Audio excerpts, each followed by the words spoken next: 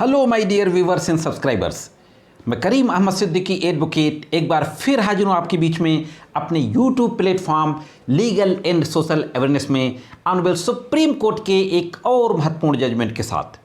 यह judgement 498A, 304B और 306 IPC से संबंधित है, यानी टॉर्चर और अबेटमेंट टू सुसाइड और dowry death.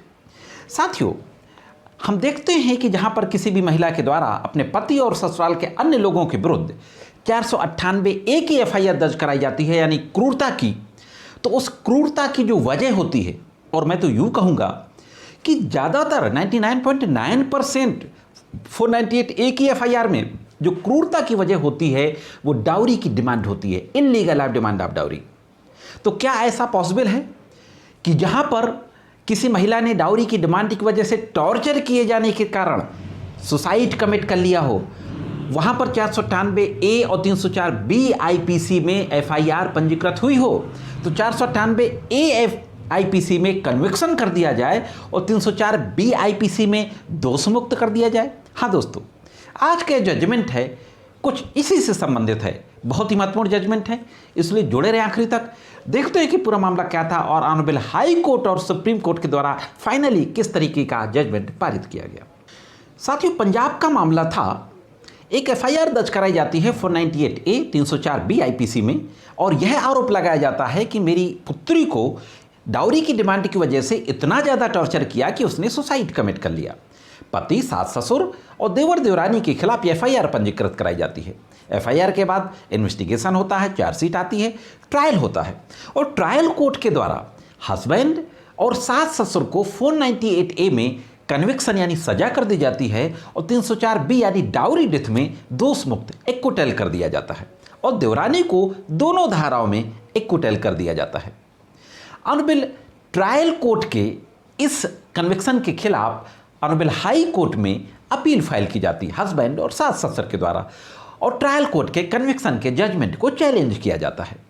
Honourable high court तो कुछ दूसरा ही ऑर्डर कर देता है।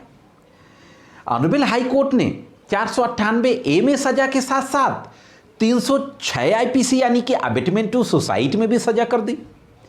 अब ऑनरेबल हाई कोर्ट के इस फैसले के खिलाफ ऑनरेबल सुप्रीम कोर्ट में 2 क्रिमिनल अपील फाइल की जाती हैं। एक क्रिमिनल अपील 1492 और एक criminal appeal 1493/2010 Surjit Singh versus state of Punjab, ये मामला था, और 26 अप्रैल 2019 को इसमें जजमेंट किया गया था सुप्रीम कोर्ट के द्वारा। साथियों, सुप्रीम कोर्ट में जो डिफेंस काउंसिल के द्वारा जो मुख्य रूप से आर्गूमेंट किया जाता है कि प्रोसिक्यूशन का केस अबेटमेंट टू सुसाइड का नहीं था, ना तो कोई इस तरीके का आरोप FIR में लगाया गया, ना इन्वेस्टिगेशन में कोई इस तरीके के एविडेंसेस आए, ना चार्जशीट आई, ना चार्ज बनाना ट्रायल चला। प्रोसिक्यूशन का तो ये केस ही नहीं था। प्रोसिक्यूशन का केस 498A और 304B का था। 304B में हम ट्रायल कोर्ट के द्वारा एक्विटल हो चुके हैं। ऑनरेबल हाई कोर्ट ने जो 306 में सजा की वो बिल्कुल इलीगल सजा की, और 498A और 306 IPC दोनों के कन्विक्शन को सेट असाइड करने की प्रेयर की जाती है। ऑनरेबल सुप्रीम कोर्ट पूरे मामले को देखता, फैक्ट देखता है और तमाम केस ला का जिक्र करता है। मुख्य रूप से जो एक case law Sanjay Singh versus state of MP, मैं डिटेल दे दूंगा, स्क्रीन पे आप देख सकते हैं। इस केस में ऑनरेबल सुप्रीम कोर्ट ने कहा कि इस केस में पहले कहा गया था कि डाउरी की डिमांड को लेकर के टॉर्चर किए जाने और कमीशन ऑफ सुसाइड में 48 आवर्स का गैप था, जहां पे सुप्रीम कोर्ट ने सून बिफोर डेथ नहीं माना, और इस पर्टिकुलर केस में 2 महीने का गैप था।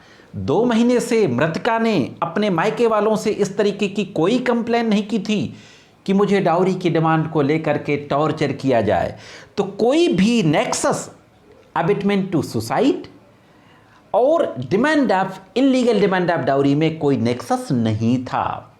फाइनली सुप्रीम कोर्ट ने यह आदेश पारित किया कि 306 का जो हाई कोर्ट का कन्विक्शन है अबेटमेंट टू सुसाइड का, वो इलीगल है, और 306 के कन्विक्शन को रद्द कर दिया, सेट असाइड कर दिया, लेकिन 498A के कन्विक्शन को मेंटेन रखा। कोर्ट ने माना कि डाउरी की डिमांड तो की गई, लेकिन उसने जो सुसाइड की वो डिमांड की वजह से नहीं की। तो साथियों, जहां पर ये सिचुएशन हो कि डाउरी की डिमांड तो की गई हो, लेकिन सुसाइड करने की वजह डाउरी की डिमांड ना हो। जहां पर सुप्रीम कोर्ट ने कहा कि यहां यह स्थिति नहीं थी कि उसको डाउरी की डिमांड को लेकर के इतना ज़्यादा टॉर्चर किया गया कि सुसाइड के अलावा कोई ऑप्शन नहीं था, ऐसी स्थिति नहीं थी।